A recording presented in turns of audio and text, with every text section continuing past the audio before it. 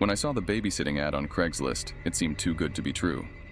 The pay was generous, the hours flexible, and the location not far from my apartment. The woman who posted the ad, Jennifer, sounded pleasant over the phone. She mentioned needing a sitter for her 2 young children, emphasizing how important it was to have someone reliable. After confirming my availability, she invited me to her home for an interview. The house was located in a quiet suburban neighborhood, the kind where everyone seemed to know each other.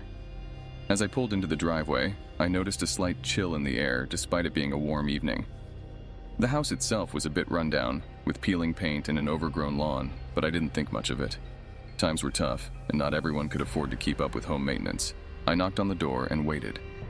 Moments later, it creaked open, revealing a middle-aged man with a warm smile. "You must be Rachel," he said.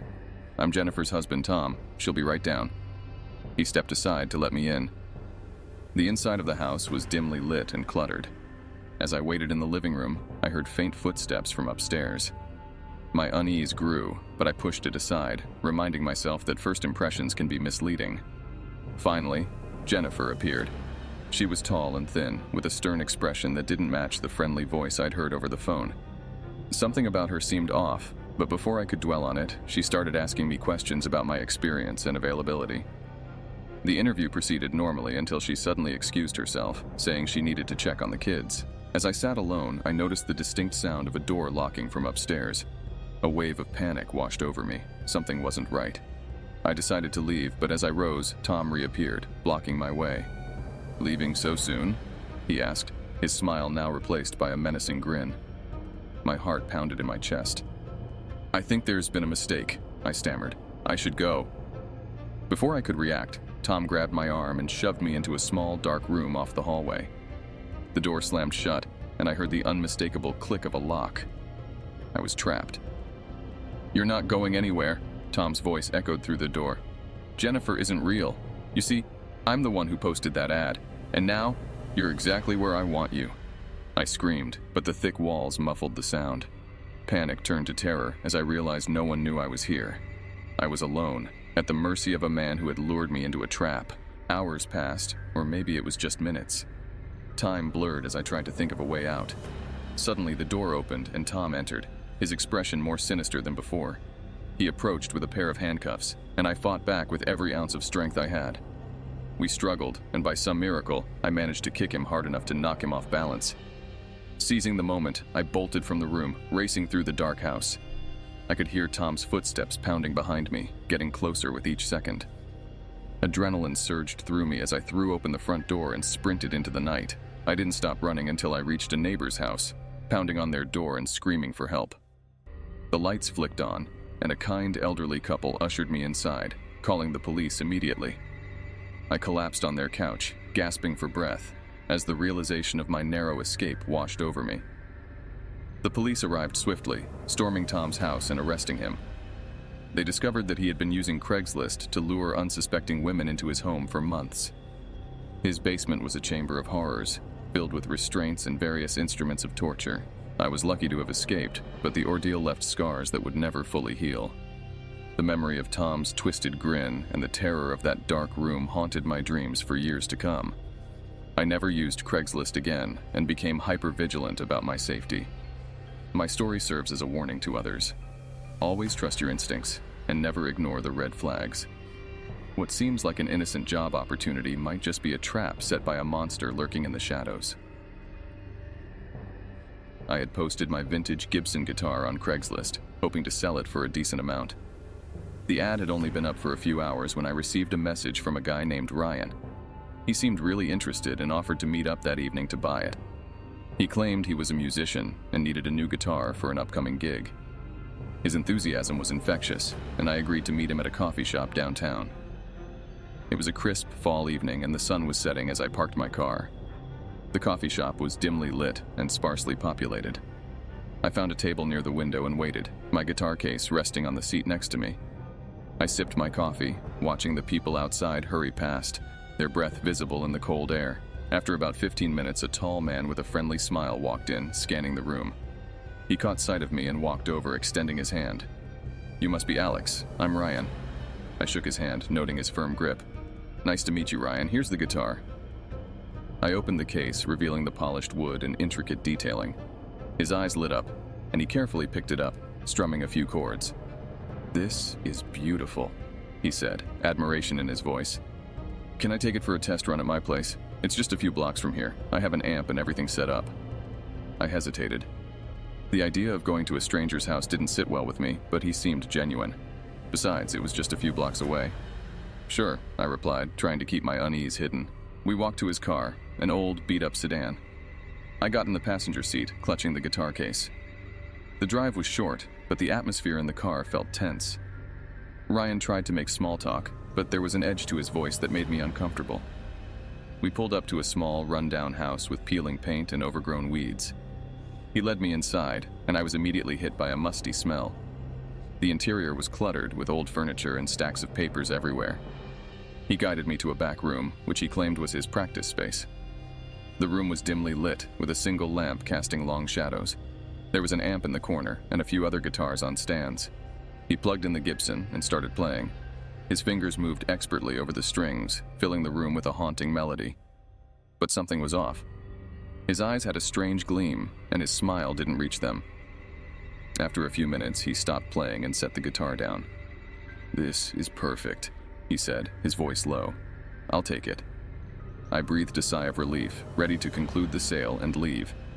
But as I reached into my bag for the receipt book, I felt a sudden, sharp pain in the back of my head. Everything went black. I woke up in a dark, confined space, my hands and feet bound. Panic surged through me as I realized I was in the trunk of a car. My head throbbed, and I struggled against the restraints, but they held firm. I heard the car engine start, and we began to move. The ride was rough, and every bump sent jolts of pain through my body. After what felt like an eternity, the car stopped. I heard footsteps, and the trunk opened, blinding me with sudden light. Ryan's face appeared, his expression twisted with a manic glee. He dragged me out, and I realized we were in a remote area, surrounded by dense forest. "Welcome to your new home," he said, laughing. He pulled out a knife and cut the ropes binding my feet, but kept my hands tied. He shoved me towards an old, dilapidated cabin. Inside, the cabin was even worse than the house. It smelled of decay, and the walls were lined with disturbing drawings and symbols. He pushed me into a small room and locked the door, leaving me in darkness. Days passed, and I lost track of time. Ryan would come in occasionally, bringing food and water, but his presence was always accompanied by a sense of dread. He talked about music and his twisted philosophy of keeping the soul of the guitar alive by imprisoning its previous owner. I realized he didn't just want the guitar, he wanted to possess me, to keep me as some sort of twisted trophy. I knew I had to escape. One evening, when he brought my meal, I feigned weakness, collapsing to the floor. As he knelt down to check on me, I mustered all my strength and kicked him in the face. He fell back, stunned, and I seized the opportunity to grab the knife from his belt. With my hands still tied, I managed to cut through the ropes and sprinted out of the cabin. The forest was dense and disorienting, but adrenaline fueled my flight. I could hear Ryan shouting behind me, but I didn't look back. I ran until my lungs burned and my legs gave out. Eventually, I stumbled onto a road and flagged down a passing car. The driver, an elderly man, took one look at my disheveled state and immediately called the police. Ryan was arrested, and I was finally safe. The experience left me scarred, both physically and mentally. I never sold anything online again, and the sound of a guitar now fills me with a sense of dread. The melody of terror that began with a simple Craigslist ad will haunt me forever. I never thought I'd be one of those people who ended up in the news for responding to an online ad, but here I am, telling my story. It started innocently enough. I was looking for baby clothes for my newborn son, Daniel. Money was tight, and the second-hand listings on Craigslist seemed like a good place to find affordable essentials. One ad caught my eye. "Free baby clothes, sizes 0, 12 months, need gone ASAP." The photo showed neatly folded onesies, tiny socks, and even a few adorable hats. The description mentioned that the woman, Claire, was moving and needed to downsize quickly. I texted the number listed and got an immediate response. Claire seemed friendly enough, eager to help another new mom. We arranged to meet the next day at her house. It was a bit out of the way, but the promise of free baby clothes was too good to pass up. I loaded Daniel into his car seat and headed out, following the GPS to a quaint suburban neighborhood. Claire's house was at the end of a cul-de-sac with a pristine lawn and colorful flowers lining the walkway. Claire greeted me at the door with a warm smile. She looked to be in her early 40s, with kind eyes and a gentle demeanor. "You must be Emily," she said, extending a hand. "And this must be little Daniel. What a handsome boy." I felt at ease. She invited us inside, and I marveled at how tidy and well-decorated her home was. "The baby clothes are in the nursery," she explained, leading me down a hallway. As we walked, I noticed family photos on the walls. Claire with a man who seemed to be her husband, and a baby girl who looked about a year old. "Where's your daughter?" I asked, trying to make conversation.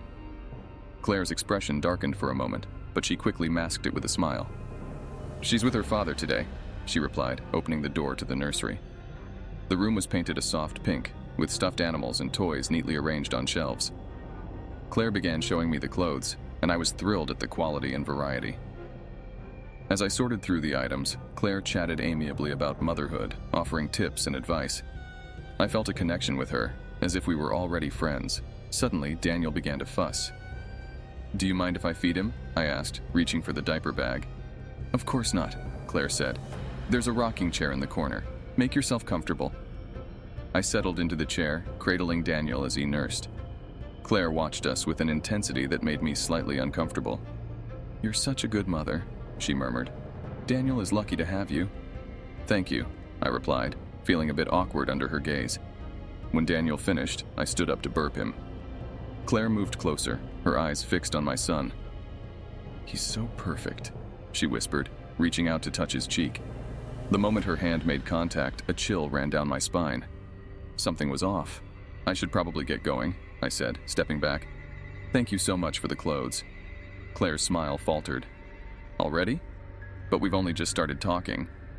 "I have to get Daniel home for his nap," I lied, feeling an urgent need to leave.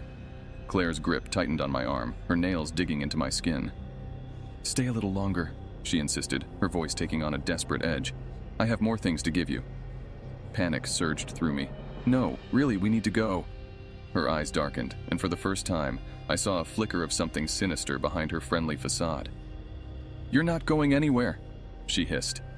Before I could react, she lunged at me, grabbing Daniel from my arms. I screamed, struggling to free myself from her iron grip. Daniel wailed, his cries piercing the air. "Help! Somebody help!" I shouted, praying that someone would hear me. Claire's face twisted with rage. "He should have been mine!" she screamed. "My baby died, and it's not fair! It's not fair!" Desperation gave me strength.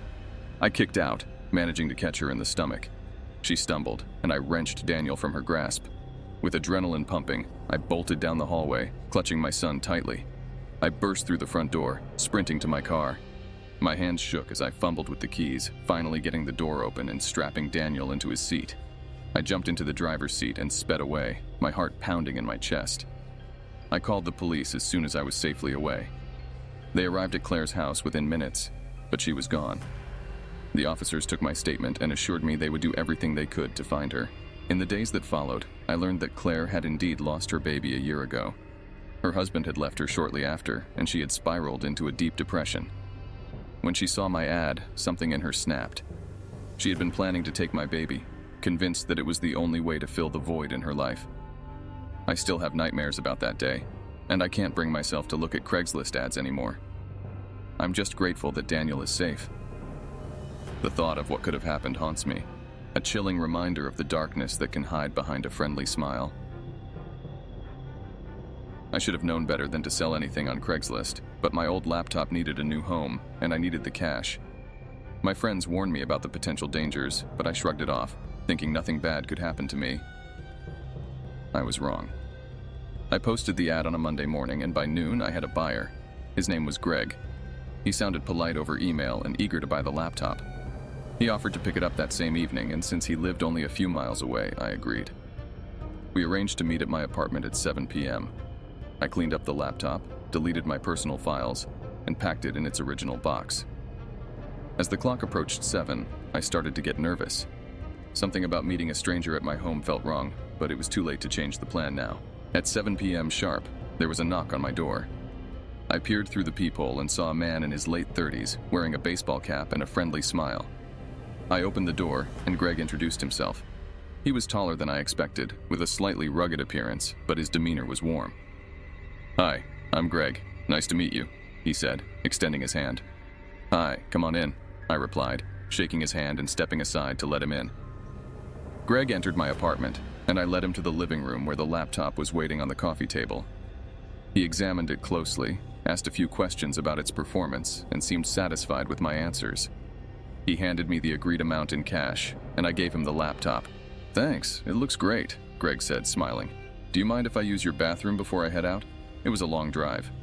"Sure, it's down the hall, first door on the left," I replied, feeling a little uneasy but not wanting to be rude. Greg disappeared down the hallway, and I heard the bathroom door close. A few minutes passed, and I started to feel more uneasy. Something about this whole situation didn't sit right with me. I decided to check on him. "Hey Greg, everything okay in there?" I called out, but there was no response. I walked down the hallway and knocked on the bathroom door. No answer. My heart began to race. I turned the knob, and the door swung open. The bathroom was empty. Panic set in. I turned around to head back to the living room when I felt a sharp pain in the back of my head. Everything went black. When I regained consciousness, I was in a dark, unfamiliar room. My hands were tied behind my back and my mouth was gagged. The air was thick with the scent of mold and dampness. I struggled to remember what had happened, and then it hit me. Greg had knocked me out and taken me somewhere. I heard footsteps approaching and tried to stay calm. The door creaked open, and a sliver of light illuminated the room. Greg stood in the doorway, his friendly smile replaced with a sinister grin. "Ah, you're awake. Good," he said, stepping into the room. "I've been looking for someone like you." I tried to scream, but the gag muffled my voice. Greg laughed. "Don't bother, no one can hear you," he said, pulling up a chair and sitting down in front of me. "You see, I have a special interest in people like you. People who trust too easily." He leaned closer and I could see the madness in his eyes. "I've been watching you for a while. Your Craigslist ad was the perfect opportunity," he continued. "You should have listened to your friends." Terror gripped me as I realized I was at the mercy of a psychopath. I struggled against the ropes, but they were too tight. Greg stood up and walked over to a small table in the corner of the room. He picked up a knife and turned back to me. "Don't worry, I'm not going to kill you. Not yet, anyway," he said, his voice dripping with malice. "We're going to have some fun first." He approached me slowly, and I could see the excitement in his eyes. My mind raced, trying to think of a way out, but there was nothing I could do. Greg raised the knife, and I braced myself for the worst. Suddenly, there was a loud crash from upstairs. Greg froze, and for a moment, hope flickered in my chest. "What the hell?" he muttered, turning toward the door. The crash was followed by the sound of footsteps and voices. Someone had found us. Greg cursed under his breath and turned back to me, his eyes filled with rage. "Looks like our fun is over for now," he said, slashing the ropes that bound my hands. "But don't think you're safe. I'll be back." He fled the room, and I struggled to my feet, my body weak and trembling. The door burst open, and 2 police officers rushed in, their flashlights illuminating the room. "Are you okay?" one of them asked, helping me to stand. I nodded, tears streaming down my face. "He's gone." "He went that way," I managed to say, pointing toward the door. The officers quickly pursued Greg, and I was led out of the house to safety. As I sat in the back of the police car, the reality of what had happened began to sink in. I had come terrifyingly close to becoming another victim of a Craigslist predator. The police never found Greg, but they assured me they would keep looking. The experience left me scarred, but it also made me more cautious. I would never again take my safety for granted, especially when dealing with strangers. Selling my laptop on Craigslist was supposed to be a simple transaction, but it turned into a nightmare that I will never forget.